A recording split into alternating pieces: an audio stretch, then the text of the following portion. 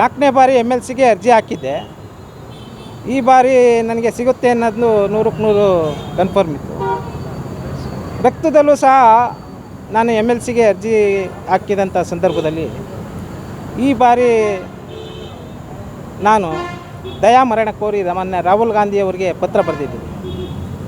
ಕಾರಣ ಅಷ್ಟೇ, ಕಳೆದ ಬಾರಿ ಡಾಕ್ಟರ್ ಯತೀಂದ್ರ ಸಿದ್ದರಾಮಯ್ಯನವ್ರಿಗೆ ಕೊಟ್ಟಿದ್ದರು. ನನಗೆ ಆವಾಗ ಏನು ನಿರಾಸೆ ಆಗಿರಲಿಲ್ಲ.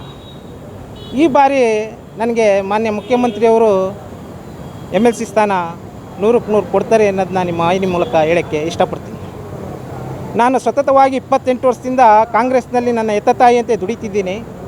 ಸನ್ಮಾನ್ಯ ರಾಹುಲ್ ಗಾಂಧಿ ಸಾಹೇಬರಿಗೆ ಈ ಬಾರಿ ಬರೆದಂಥ ಪತ್ರದಲ್ಲಿ ನನಗೆ ಎಲ್ಲೋ ಒಂದು ಕಡೆ MLC ಸ್ಥಾನ ಕೊಡ್ತಾರೆ ಅನ್ನೋದನ್ನ ನಿಮ್ಮ ವಾಹಿನಿ ಮೂಲಕ ಹೇಳೋಕ್ಕೆ ಇಷ್ಟಪಡ್ತೀನಿ. ಖಂಡಿತ ನಾನು ಕಾಂಗ್ರೆಸ್ ಪಕ್ಷದಲ್ಲಿ 28 ವರ್ಷದಿಂದ ಸೇವೆ ಸಲ್ಲಿಸಿದ್ದೀನಿ.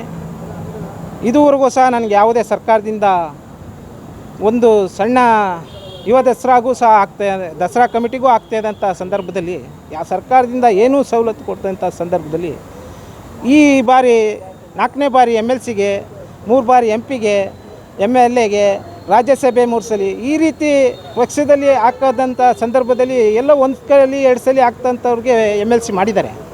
ನಾನು 4ನೇ ಬಾರಿ ಹಾಕಿರೋದ್ರಿಂದ ರಕ್ತದಲ್ಲೂ ಸಹ ಬರೆದಿದ್ದೆ. ನನಗೆಲ್ಲೋ ಒಂದು ಕಡೆ ಇದು ಆಗುತ್ತೆ ಅನ್ನೋದು ಎಲ್ಲೋ 100ಕ್ಕೆ 100 ಸತ್ಯ ಆಗಿತ್ತು. ಈ ಬಾರಿ ಸಿಗೋ ವಿಶ್ವಾಸ ಇದೆಯಾ? ಖಂಡಿತ. ಆ ಕಾರಣದಿಂದ ಇದು 4ನೇ ಬಾರಿ ನಾನು ರಾಹುಲ್ ಗಾಂಧಿಗೆ ಪತ್ರವನ್ನು ಬರೆದಿದ್ದೇನೆ.